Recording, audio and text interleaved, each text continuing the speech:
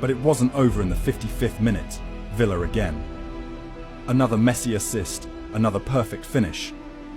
4-0. The Camp Nou shook. Mourinho turned away from the pitch, lips tight, eyes blank. And then came the final blow. Jeffren, the academy kid, bundled in the 5th goal in stoppage time. 5-0. No mercy, no resistance, just silence from the away end, the kind that only follows humiliation. As the referee blew the whistle, the scoreboard glared like a wound. 5-0. Real Madrid's worst defeat in half a century. Mourinho's heaviest loss in his managerial career. Barcelona didn't just win. They stripped Madrid bare, in their own theatre, under the world's gaze. The fans chanted, "Mo, vete al teatro, Mourinho, go to the theatre," mocking his drama, his arrogance, his aura of invincibility. And as he walked down the tunnel, he whispered to himself, almost as if to say, "Enjoy this. It won't last forever." Because even he knew humiliation like this never fades quietly. That night didn't end a rivalry. It lit a fire that would soon consume them both. The morning after the 5-0, Madrid woke up in mourning. Newspapers called it La vergüenza del siglo, the shame of the century.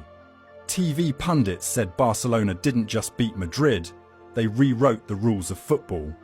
The Santiago Bernabeu was quiet that day, unnaturally so.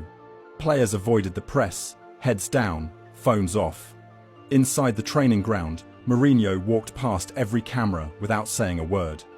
For a man who lived off chaos, he was still. But inside, he was burning. That night hadn't just hurt his reputation, it had violated his identity. He had been the special one, the tactical god who stopped Barcelona with Inter, the man who'd beaten Pep before. Now, he was the villain in someone else's masterpiece. And Mourinho was never built to play second to anyone. So Mourinho did what he always did. When cornered, he declared war. "We'll never lose like that again," he told his players in private. "If they want beauty, we'll give them chaos." Training sessions changed. Tactics shifted from expression to suppression. He studied Barcelona's rhythm like a scientist studying a virus, looking for weaknesses, patterns, triggers. If Guardiola believed in control, Mourinho believed in disruption. If Pep saw football as art, Jose saw it as combat. He wasn't trying to beat Barcelona at their game anymore. He was going to destroy their game. The transformation wasn't just tactical, it was psychological warfare. Mourinho started planting seeds everywhere, in the media, in referees' minds, even in Barcelona's dressing room through his words. Every press conference became a grenade. He questioned refereeing bias.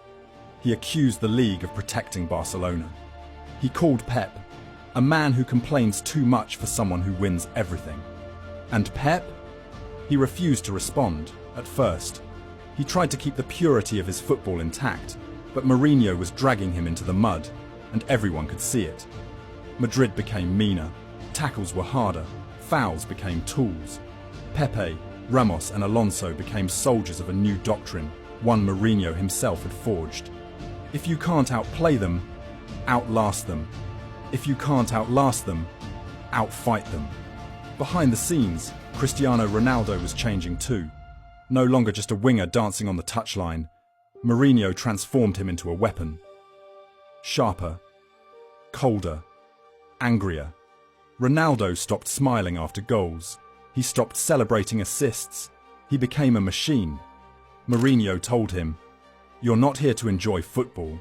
You're here to kill doubt." By the spring of 2011, a storm was brewing. Madrid were no longer a team chasing Barcelona. They were a team chasing vengeance. Mourinho began targeting moments, not matches. He knew revenge wouldn't come from one game.